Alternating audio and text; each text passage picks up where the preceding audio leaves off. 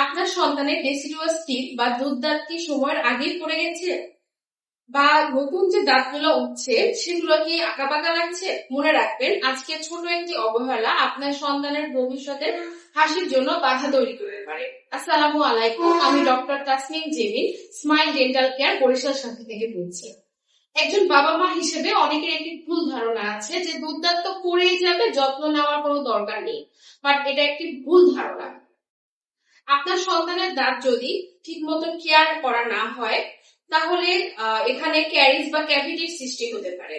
যখন একটা বাচ্চা চিনিযুক্ত খাবার, চিপস বা ড্রিঙ্কস, চকলেট এইসব খাবার খায়, তখন আঠালো চিনি দাঁতের ফাঁকে বা দাঁতের লেগে থাকে, যা পরবর্তীতে ক্যারিজ তৈরি করে এবং এখান থেকেই ক্যাভিটি তৈরি হয়।